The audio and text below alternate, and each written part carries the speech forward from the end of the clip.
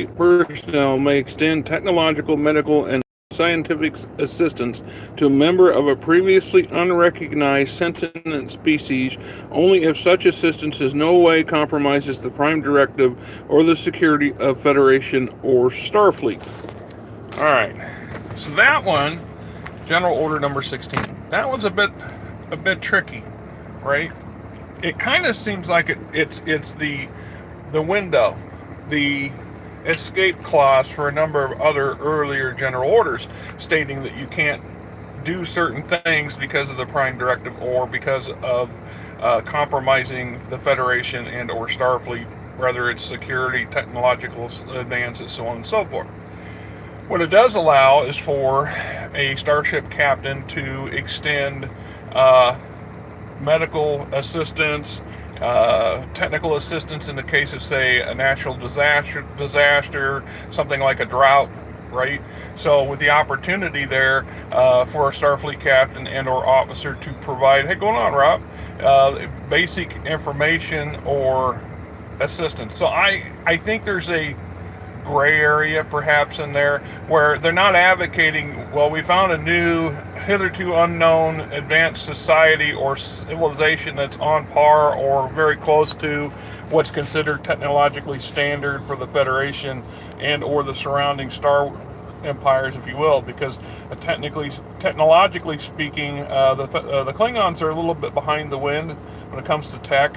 The Romulans are ahead of the game when it comes to tech in some aspects, but behind the game in other things like geopolitical, organizational skills, their economy, utilizing resources wisely in some aspects. Cardassians even less so. You know, they are technologically advanced, yet they're not on equal footing with the other three major powers. I can't speak for the rest of the smaller spacefaring nation states, if you will, because there's quite a few of them that get listed that come and go.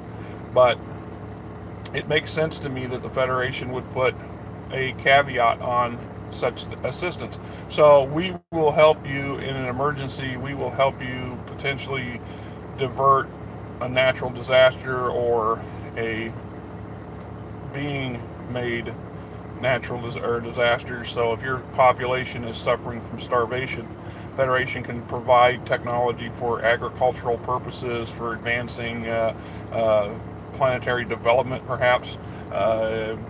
There's a lot of, the list is quite extensive in some aspects. I think it's, like I said, it's a common sense general order.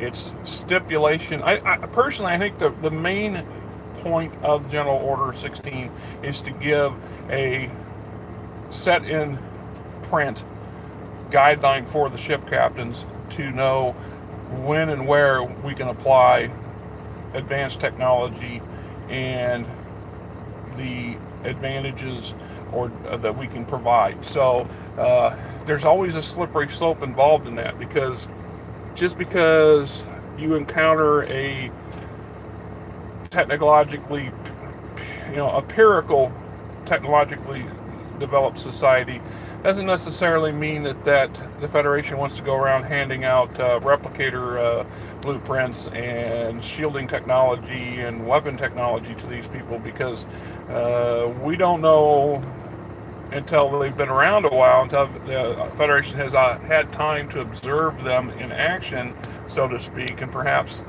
look at their past history, recent history anyway, to see what kind of society we're dealing with here.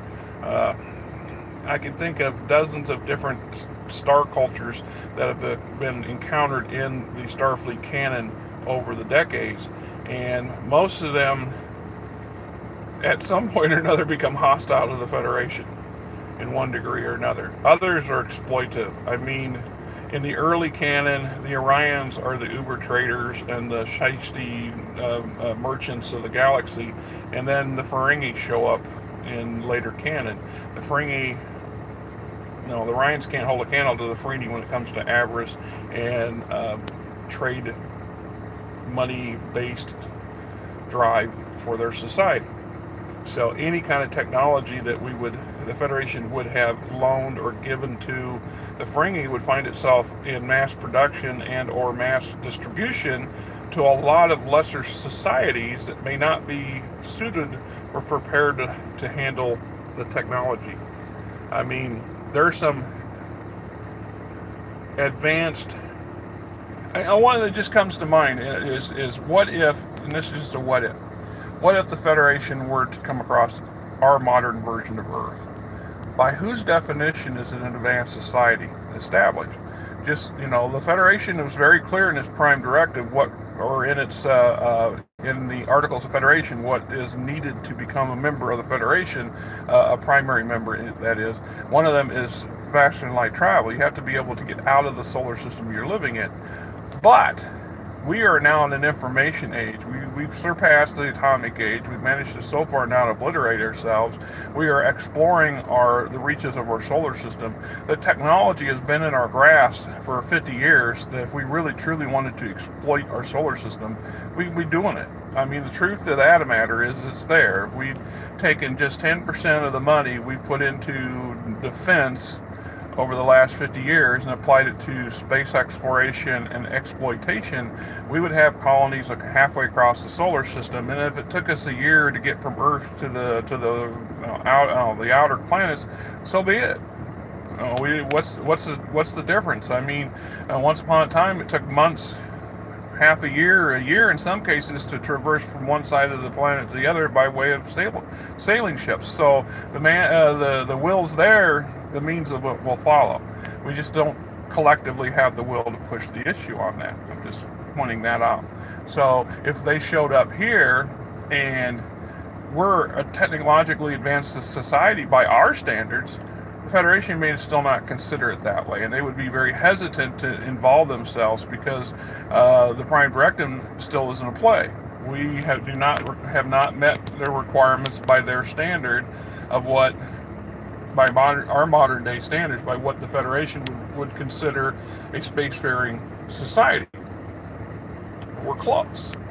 See, we're close. Now, on the other hand, Ferengi shows up and sells us the star drives, sells us the capacity. They're not going to want us to buy them from them. They're not going to want to give us the means to manufacture them. But what do they show up and give us or sell us the power plants and solar generators that are going to eliminate majority of our energy needs, and how radically different that changes society. I mean, they're not going to have any qualms about doing it, and they're going to do it because they see value in the trade. The Federation wants to preserve and allow a society to develop at its own pace, which is laudable, although I think it's flawed to a certain extent. But there you go. Starfleet General Order number 16. It's okay to share technology with a society or a civilization upon first contact, or not, as long as they are considered peers. Till next time, this is the Fat Man saying, how do I sign off from this thing?